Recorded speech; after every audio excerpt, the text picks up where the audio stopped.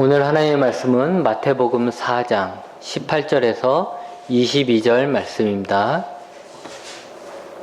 함께 읽겠습니다.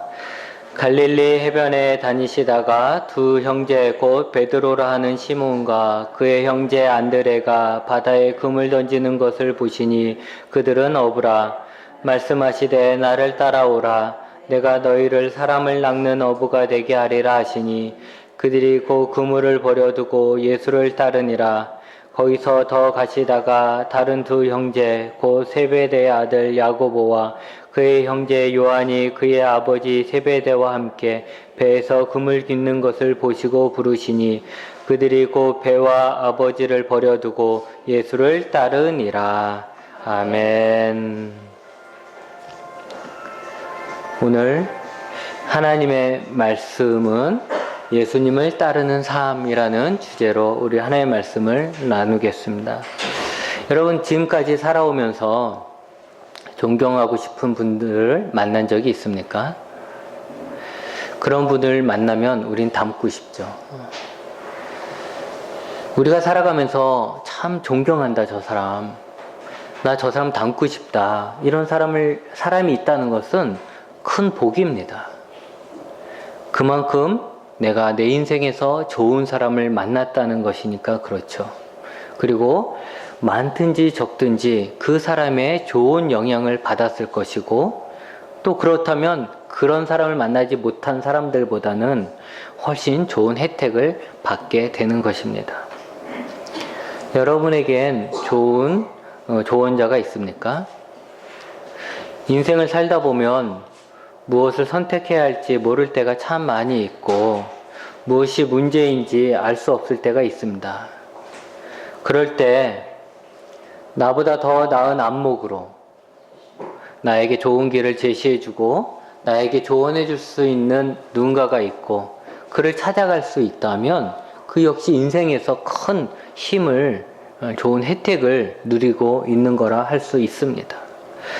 물론 우리가 편안한 삶을 살 때는 이런 존경하는 사람 아니면 조언자 필요 없을 수 있어요. 그러나 우리의 인생이 우리가 잘 아는 것처럼 항상 좋은 것만은 아니잖아요.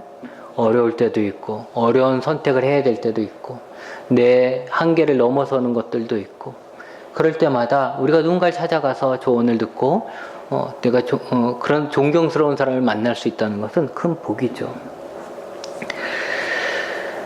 여러분에겐 여러분의 눈을 열어주고 여러분이 살아가야 할 삶의 방향과 비전을 보여준 여러분의 인생의 지도자가 있습니까? 여러분이 그분을 만남으로 인해서 내가 이렇게 살아야 되는 거구나 라고 하면서 여러분의 심장을 뛰게 한 그런 분이 있습니까?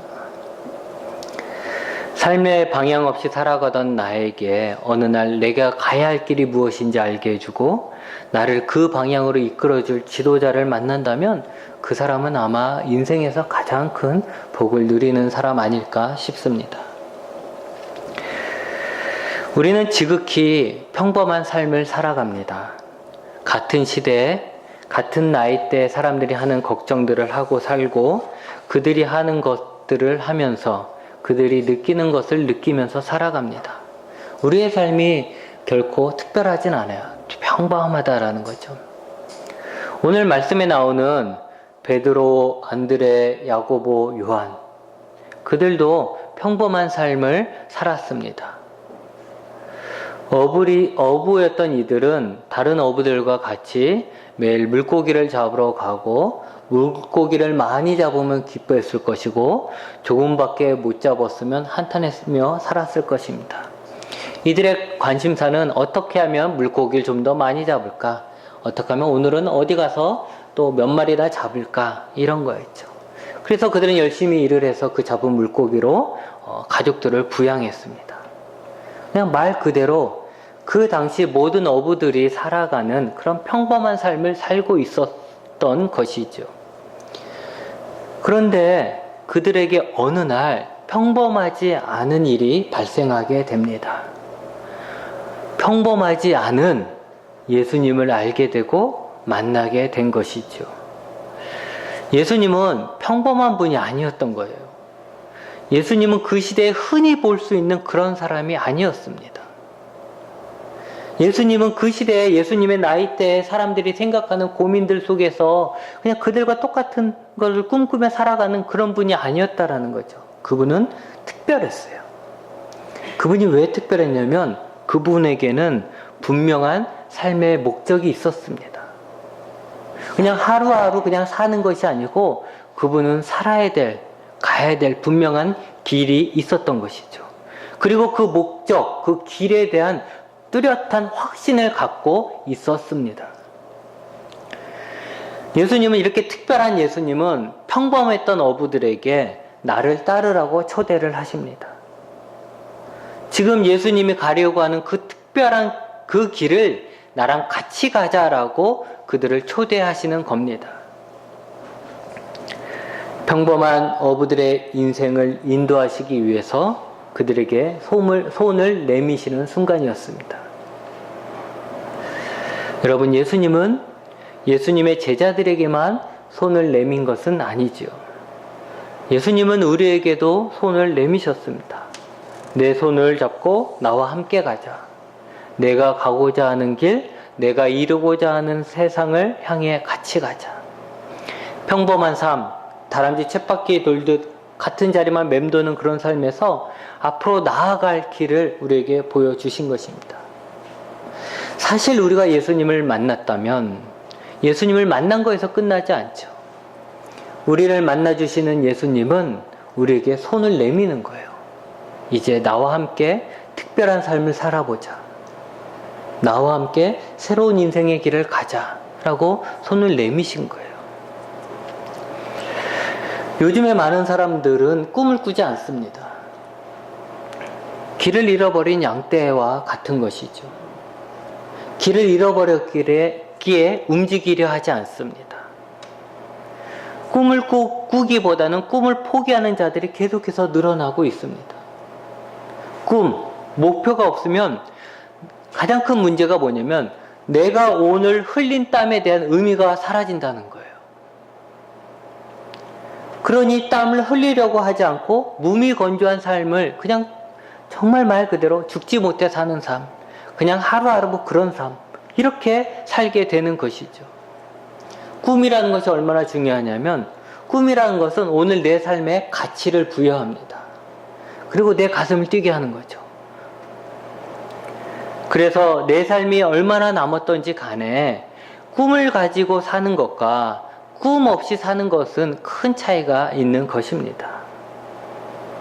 여러분, 우리는 꿈을 찾아야 합니다. 근데 대부분의 사람들이 꿈이라고 얘기하는 걸 들어보면 부자가 되는 거예요. 어린아이에서부터 노년에 이르기까지 공통된 꿈은 부자가 되는 거예요. 그런데 여러분, 이것이 또한 허무한 것입니다. 왜냐하면 부자라는 것은 소유의 개념이에요. 돈이라는 것은 내가 무엇을 하기 위한 수단입니다. 내가 어딜 가기 위한 수단이고 내가 무엇을 하기 위한 수단이죠. 즉 돈은 내가 목표한 것을 이루기 위해서 필요한 수단인 것 뿐이지 그것이 목적이 되어버리면 나는 아무것도 할 수 있는 게 없다라는 거예요. 나는 아무것도 하는 게 아니라는 거예요. 그냥 뭐 하려고 수단만 잔뜩 모아놨지 결국은 내 인생은 아무것도 한 게 없는 거죠. 부자가 꾸민 사람에 대해서 하나님은 그의 인생을 뭐라 평가하시냐면 어리석은 사람이라고 합니다. 우리가 잘 아시죠? 어리석은 부자의 얘기처럼 그 사람에 대해서는 어리석다라는 거예요. 돈을 벌기 위해 사는 사람은 어리석은 사람이다 하고 하나님이 얘기하십니다. 아무런 목표도 없었고 물고기나 많이 잡아서 부자가 되는 것이 전부였던 이 어부들은 예수님의 손을 잡으면서 결코 평범하지 않는 삶의 주인공이 되어 갑니다. 그들은 먼저 예수님이 나를 따르라고 했을 때 예수님을 따르기로 결단을 합니다. 여러분들은 예수님을 믿을 때 또는 예수님을 영접할 때 결단을 하셨습니까? 나는 이제부터 예수님을 믿으며 살겠다. 나는 이제부터 예수님을 따르는 삶을 살겠다라고 여러분 스스로가 결단을 했습니까? 여러분이 잊지 않을 만한 그렇게 중요한 우리가 결혼식 같은 것처럼 그런 만큼 중요하게 생각하며 그렇게 결단을 하셨습니까? 예수님을 믿는다는 것은 내 인생에서 아마 가장 중요한 선택이 될 것입니다. 결혼도 중요하죠. 그러나 결혼은 우리가 함께 사는 것은 길어야 50년? 그렇게 되잖아요. 근데 예수님을 만나서 예수님의 손을 잡느냐 안 잡느냐 내가 그렇게 결단을 하는 것은 50년이 아니라 그 훨씬 이후의 삶까지도 다 연관이 돼 있는 거예요. 그렇기 때문에 사실은 예수님을 믿을 때 우리는 아주 중요한 고민을 하고 중요한 결단을 내려야 하는 거예요. 그냥 어쩌다가 누가 오라고 해서 교회에 왔을런지도 몰라요. 그냥 부모님의 손에 이끌려서 교회 다녔을런지도 몰라요. 그러나 그렇게 교회 다녔다 할지라도 내가 예수님을 따르려면 나 스스로가 결단을 해야 하는 거예요. 부모님이, 내 아내가, 내 남편이, 내 자녀가 대신 결단해 주는 게 아니고 내가 하나님 앞에서 내가 예수님이 내미신 그 손을 내가 결단하고 잡아야 하는 것이죠. 이들은 결단을 했을 때 그들이 가지고 있었던, 그들이 하고 있었던 일을 버려뒀습니다. 지금까지 어부로서 살 때는 그물이 가장 중요한 물건 아니겠습니까? 그물. 배가 값비싼 재산 아니겠습니까? 그러나 이제 예수님을 따르며 살려고 할 때는 더 이상 어부가 아니에요. 그러기에 그물이나 배가 필요하지 않습니다. 여러분, 결단은 과감한 행동을 낳습니다. 우리가 얼마큼 결단하냐에 따라서 우리의 행동이 얼마만큼 과격해지느냐, 이렇게 과감해지냐, 이렇게 결정이 되는 거죠. 내가 예수님을 믿는다. 내가 예수님을 따르기로 결단했다. 그래, 나 이제부터 예수님 믿으며 살 거야. 그래, 나 이제부터 예수님 따를 거야. 라고 결단했다면 그때부터 내 삶의 가치 기준이 달라지는 거예요. 베드로는 그때까지는 예수님한테 그런 결단을 내리기 전까지는 그는 한 어부로서 그냥 오늘 얼마나 많은 고기를 잡을 수 있을까, 고기가 얼마만큼 많이 나냐, 이것이 그의 삶의 가장 중요한 가치 기준이었어요. 그런데 예수님을 믿기로 결단하고 난부터는 그 가치 기준이 버려지잖아요. 이제 나는 어부가 아니다라는 거예요. 그러니 그물이 필요 없다는 거죠. 그러면 이제 내가 새롭게 살아가는 그 길로 나아가게 되는 것이죠. 예수님을 믿고 따르는데 방해가 되는 것은 버려야 할 것이 되는 거예요. 지금까지 소중했지만 이제 예수님을 믿기로 했으니 예수님 믿는 데 있어서 방해되는 건 버리는 거죠. 어떤 사람들은 예수님을 믿고 난부터, 예수님 믿기로 결단한 다음부터 술, 담배를 끊습니다. 또 어떤 사람들은 좋아하던 골프채를 친구에게 줘버려요. 맨날 골프 치러 다니다가 골프채를 친구를 줘버리는 거죠. 낚싯대를 버리는 사람들도 있어요. 왜냐면 이런 취미생활들이, 내가 좋아서 하는 이런 다 취미생활들이 주의를 끼어서 하게 되니까 안 된다는 거죠. 그러니까 예배 드리기 위해서 에이, 나 그런 거 다 포기해, 버려. 골프채 하나가 얼마나 비싸겠어요. 맨날 남자들 골프채, 뭐 등산, 뭐 낚시, 뭐 이런 거 다 좋은 것들 사서 모아놨지만, 그리고 그게 소중한 자기의 재산이었지만 이제 예수님을 믿기로 결단하니까 더 이상 이거 할 시간이 없다는 거죠. 그러니까 친구를 주거나 버리게 되는 것이죠.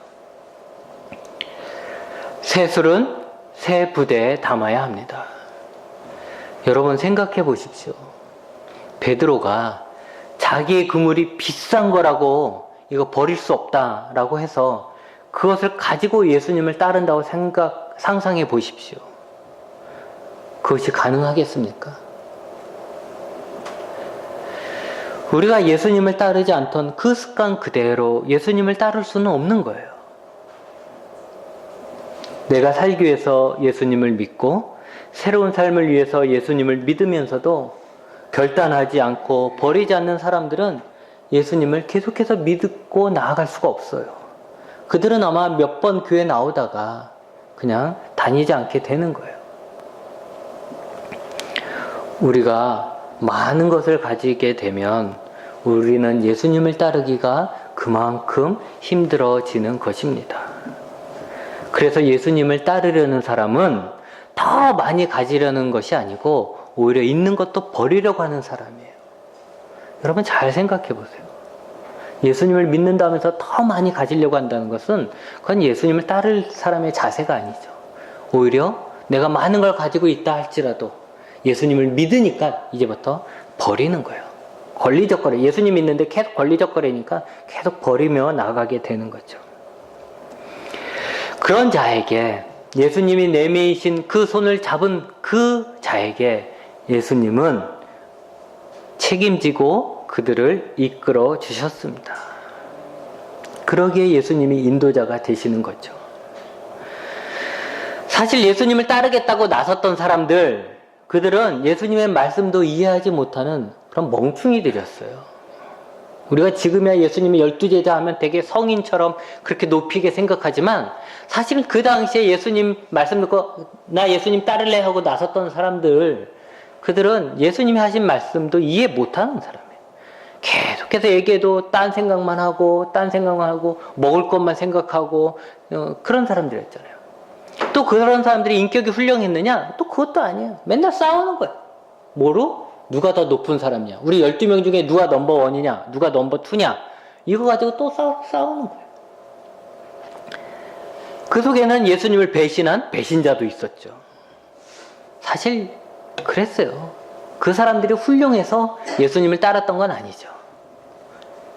그런데 예수님은 그들과 함께 하면서 그들을 가르치시고 훈련시키면서 끝까지 인도하셨다는 거예요. 아, 안 되겠다, 너는 도저히 이해력이 떨어져서 내가 널 인도 못하겠어. 에이, 너는 도저히 인격이 안 돼서 내가 너를 못 품어주겠다. 넌 집으로 돌아가라. 이렇게 하지 않았다는 거예요. 그런 자들이었지만 예수님 끝까지 알아들을 때까지 가르치시고 훈련시키시고 하셨다라는 거죠. 그러다가 예수님은 십자가에서 죽으셨어요. 예수님은 그들이 보는 앞에서 부활하신 다음에 그들이 보는 앞에서 하늘로 올라가셨어요. 완전히 올라가 버린 거죠. 그리고 그들은 이 땅에 남은 거예요. 예수님은 하늘나라 가고 자기는 이 땅에 남고. 그러나 그들은 예수님을 만나기 전으로 돌아가지 않았습니다. 지금까지 나를 인도해 주셨던 그 예수님하고 있을 땐 버틸 수 있다 해요. 근데 그 예수님이 갔잖아요. 그러면 이 사람이 다시 돌아갈 만도 한데 그들은 돌아가지 않았다는 거죠. 왜냐하면 그들에게는 이제 인생의 목표가 생겼기 때문입니다. 그들이 살아가야 할 길을 예수님을 통해서 보게 된 것이죠. 그리고 그들은 우리가 잘 아는 것처럼 죽기까지 그 길을 갔습니다. 그리고 그들은 또 다른 평범한 사람들을 새로운 길로 인도하는 자가 되었습니다. 여러분, 우리가 예수님을 믿잖아요. 그러면 우리에겐 예수님이 주신 삶의 꿈이 있습니까? 내가 뭔가를 내 꿈에 예수님을 짜맞추는 거 말고 내가 뭐 하고 싶은데 예수님이 이걸 도와주시면 내가 할 텐데 이런 거 말고 그냥 내가 예수님을 만났을 때 내가 예수님이 주시는 그런 꿈이 있었냐라는 거죠. 나도 저렇게 살고 싶다.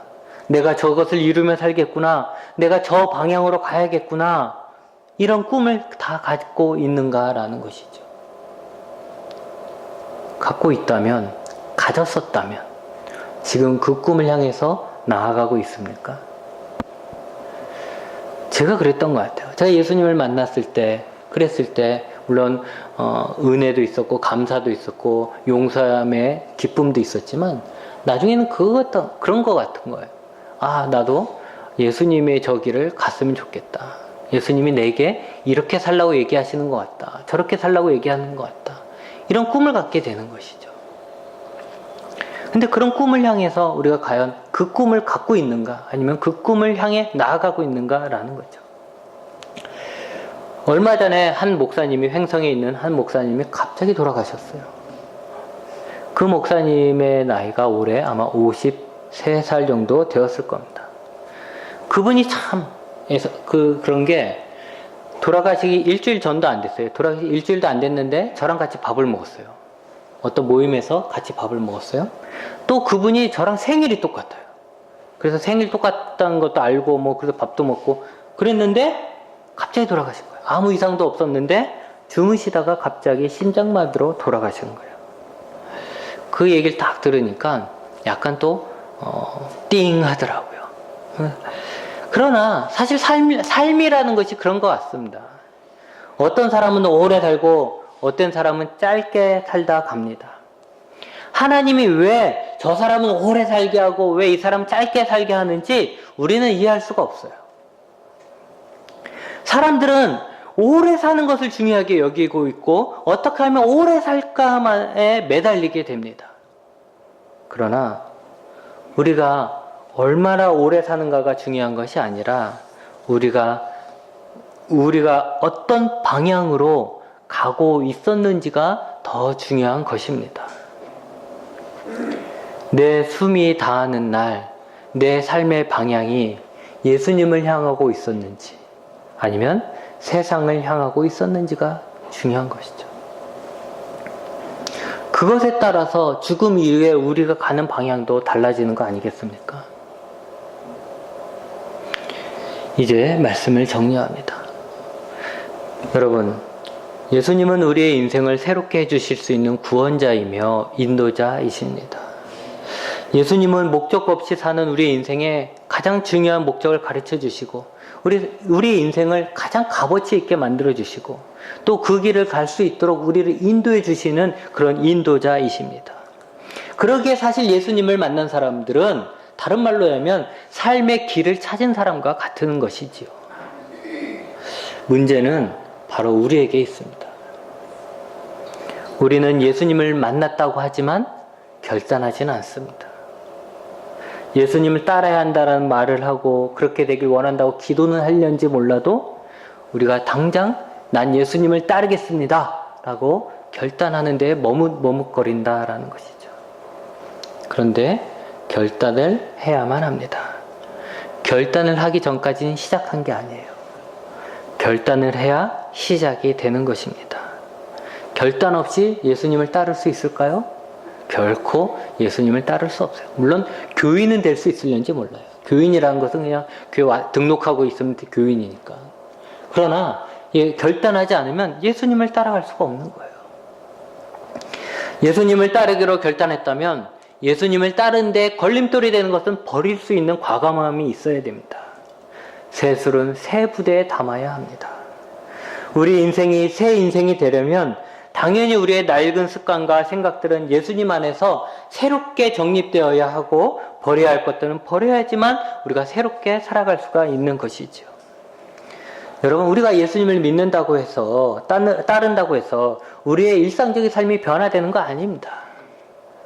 똑같이 살아가요. 그러나 그동안은 아무런 생각 없이 직장생활 했고 부모 노릇했다면 이제는 예수님을 따르는 자로서 직장생활을 하게 되는 것이고 아이들을 키우게 되는 거예요. 예수님은 예수님을 따르기로 한 그 제자들, 결단한 제자들을 버리지 않으셨습니다. 그들이 모르면 가르치셨고 그들이 부족하면 훈련을 시켰지요. 결국 제자들은 예수님의 길을 이해하게 되었고 그 길은 그들의 삶의 분명한 목적이 되어 계속해서 그들의 인생을 새로운 인생으로 이끌어 줬습니다. 그들에게 당신의 삶이 후회되지 않습니까? 당신은 업으로 살던 때가 더 좋지 않았어요? 고기도 잡고 맛있는 거 먹고 가족들하고 그렇게 좀 집 넓혀가면서 그렇게 사는 게 더 좋지 않았습니까? 라고 제자들에게 묻는다면 그들은 아니요 라고 대답했을 겁니다. 왜냐하면 그들은 언제든지 돌아갈 수 있는 기회가 있었어요. 과거의 삶으로 돌아갈 수 있는 기회가 언제든지 있었지만 그들 중에 한 명도 돌아가지 않았다는 거죠. 또 그들은 평범한 사람으로 살았을 때는 보지 못한 생명을 보았고 천국을 봤기 때문에 그들은 결코 후회하지 않는 것이죠. 우리가 아무리 아둔해도 천국을 버릴 사람은 없습니다. 여러분, 우리가 오래 사는 것이 중요한 것이 아니고 어느 방향으로 살아가고 있는가가 중요한 것입니다. 예수님을 따르는 방향으로 오늘을 살고 있다면 죽는 날 나의 삶의 방향이 계속해서 예수님을 향한 방향이 되겠지만, 그래서 우리의 인생이 참 멋있는 삶이었다라고, 가치 있는 삶이었다라고 이야기할 수 있겠지만, 우리가 죽는 날까지 예수님이 아닌 세상을 향해 살아야 했다면 우리의 인생은 천국에서 멀어지는 것입니다. 바라기는 나를 따르라는 그 예수님의 음성이 우리에게 들리기 바랍니다. 그리고 혹 지금 예수님을 따르다가 주저앉았다면 다시 예수님의 손을 잡고 일어서시기 바랍니다. 예수님의 길이 우리 인생의 목표가 되어 우리의 가슴을 뛰게 되길, 우리 가슴을 뛰게 하시길 바랍니다. 기도하겠습니다.